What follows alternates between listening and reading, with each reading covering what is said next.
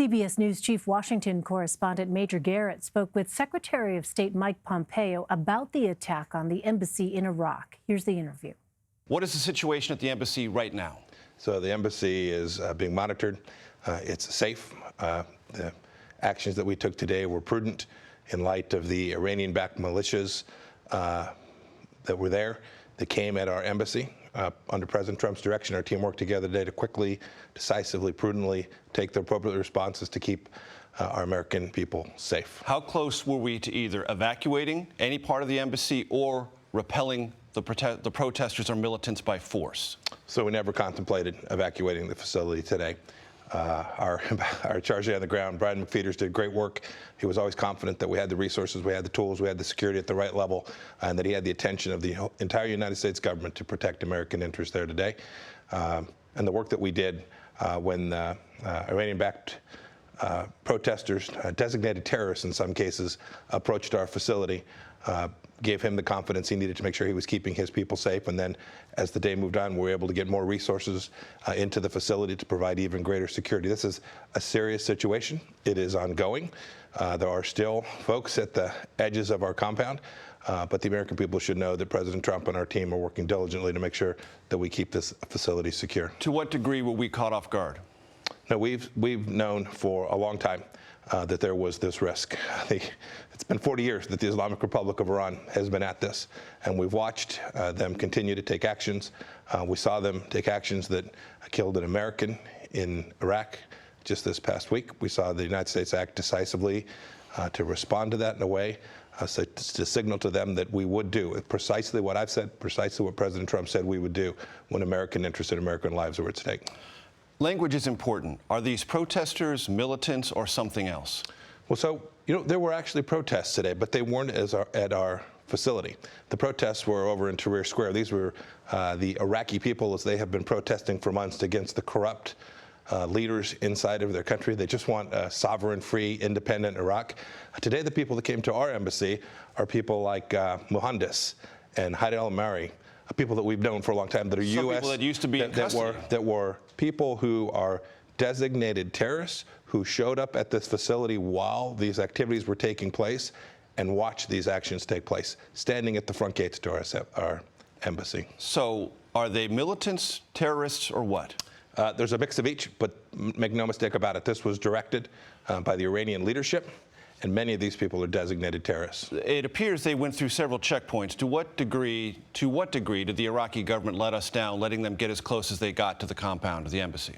So early this morning, I made clear when I spoke with the Iraqi leadership, President Abdel-Mahdi and our Prime Minister Abdel-Mahdi and President Barham Saleh, that the Iraqis had the responsibility to keep our facility safe. Did they live up to that? They've responded.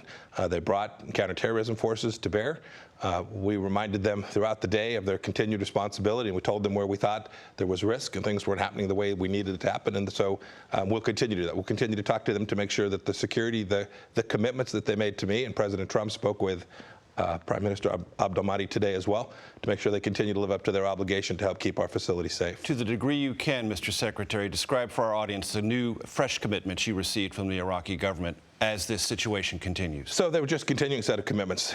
They understand that they have a responsibility to protect foreign embassies, to keep the embassies and our diplomats and the person serving at their request inside of their country, to keep them safe. They have that responsibility. They acknowledge that responsibility. And today we watched as they worked to deliver that effectively. Does that mean we will not see a repeat of this tomorrow, the next day, or the next day? It's a serious situation. We're watching. We'll make sure that we're doing all the things that we need to do, and we'll continue to ask the Iraqi government to do the things that they have a responsibility to do. The militias claim that the airstrikes you mentioned a moment ago killed civilians, and that precipitated some of the protests today. To what degree do you believe that to be true? The response that we took was both lawful and appropriate. No, that drove them to protest and come toward the embassy. So their outrage over that. This is what I'm speaking to. Mm-hmm. The response that we made, the actions that we took now a couple days back, was in direct response to these same people, Kataib Hezbollah, these same people who took actions against us that resulted in the loss of life in an American citizen. And President Trump has made clear when that happens, we're going to respond, and we did. We took responses against Kataib Hezbollah. We took response against those who were responsible for perpetrating this attack, and make no mistake about it. These are Iranian-sponsored, Iranian-backed, Iranian-coordinated attacks on American interests, and we've made clear this is not acceptable. This sounds, Mr. Secretary, like a low-level proxy war. Are we, and should the American people contemplate being on a war footing in 2020 where Iran is concerned?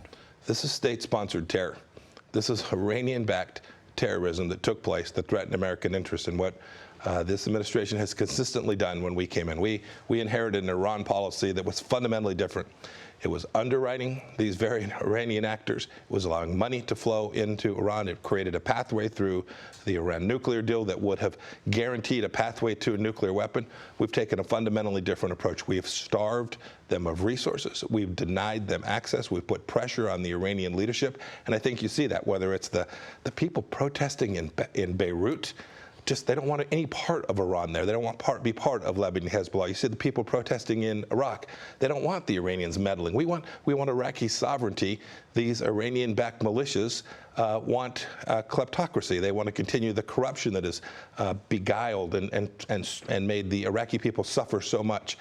The work that this administration has done to push back against the Islamic Republic of Iran is incredibly important, and it's a continued work in progress. Let me move you to North Korea, because just before you came in, Mr. Secretary, a couple of things were announced by the state media in North Korea.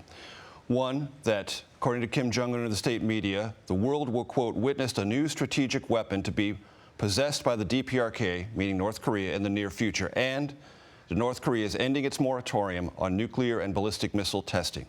Have you ever been more concerned about the future of U.S.-North Korean relations than you are right now?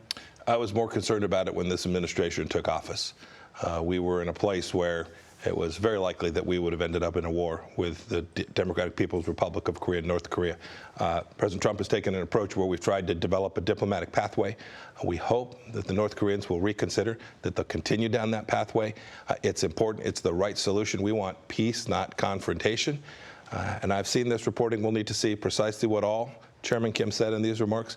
But we want to continue to leave open the possibility that a leader of North Korea will make a choice that's the best choice for both himself and for his people. These two announcements do not alarm you? I'm concerned about a lot of things every day, Major.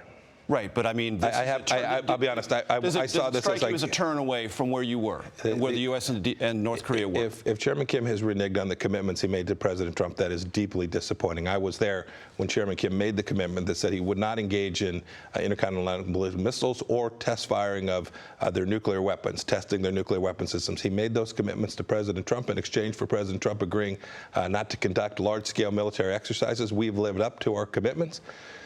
We continue to hold out hope that he'll live up to his as well. Secretary of State Mike Pompeo, thank you so much for your time. Thank you very much, Major. Good to see you. Good to see you as well, sir.